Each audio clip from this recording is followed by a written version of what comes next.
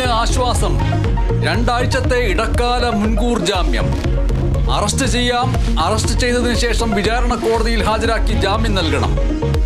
ഉപാധികൾ വിചാരണ കോടതി തീരുമാനിക്കും. ജാമ്യം പരാതിയിലെ കാലതാമസം കണക്കിലെടുത്ത് കാലതാമസത്തിന്റെ പേരിൽ നീതി നിഷേധിക്കരുതെന്ന് മന്ത്രി ആർ ബിന്ദു. സംവിധായകൻ ബാലചന്ദ്രമേനോനും ജാഫർ ഇടുക്കിക്കുമെതിരെ പീഡന പരാതി. ആലുവയിലെ നടി പ്രത്യേക അന്വേഷണ സംഘത്തിന് പരാതി നൽകി. ഹോട്ടലിൽ ലൈംഗികാതിക്രമം നടത്തിയെന്ന നടി. പരാതിയുടെ പകർപ്പ് കേരള വിഷൻ ന്യൂസിന്. വിവാദങ്ങൾക്കിടെ കോഴിക്കോട് PV അൻവർ പങ്കെടുക്കുന്ന പൊതുയോഗം. മാമി തിരോധാനത്തിലെ ദുരൂഹതകളിൽ വെളിപ്പെടുത്തലിന് സാധ്യത. CPIM-നെ അൻവറിന്റെ പ്രശ്നങ്ങൾ ബാധിക്കില്ല എന്ന് LDF കൺവീനർ. അൻവറിന്റെ ഉടമസ്ഥതയിലായിരുന്ന പാർക്കിലെ തടയണ പൊളിക്കാൻ നടപടി. CPIM RSS ബന്ധമെന്ന ആരോപണത്തിൽ മറുപടിയുമായി മുഖ്യമന്ത്രി.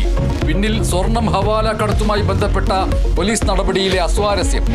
RSS-നോട് പാർട്ടിക്ക് മൃദു സമീപനമെന്ന ആരോപണം വ്യാജമെന്നും പിണറായി. മുഖ്യമന്ത്രിയുടെ പ്രതികരണം ദ ഹിന്ദു പത്രത്തിന് നൽകിയ അഭിമുഖത്തിൽ. വൈനാഗപ്പള്ളിയിൽ യുവതിയെ കാർ കയറ്റി കൊലപ്പെടുത്തിയ കേസിൽ ഡോക്ടർ ശ്രീകുട്ടിക്ക് ജാമ്യം. ജാമ്യം അനുവദിച്ചത് കൊല്ലം പ്രിൻസിപ്പൽ സെഷൻസ് കോടതി. കേസിലെ 2ാം പ്രതിയാണ് ശ്രീകുട്ടി. MM ലോറൻസിന്റെ മൃതദേഹം മോർച്ചറിയിൽ സൂക്ഷിക്കാൻ ഹൈക്കോടതി നിർദ്ദേശം. ആശുപത്രി സമിതിയുടെ ഹിയറിംഗിൽ അപാകതയുണ്ടെന്ന് കോടതി. പ്രിൻസിപ്പൽ ഉപസമിതിയെ വച്ചതിൽ കോടതിക്ക് അമർഷം. വീണ്ടും ഹിയറിംഗ് നടത്തിയേക്കും. കേസ് വ്യാഴാഴ്ച പരിഗണിക്കും.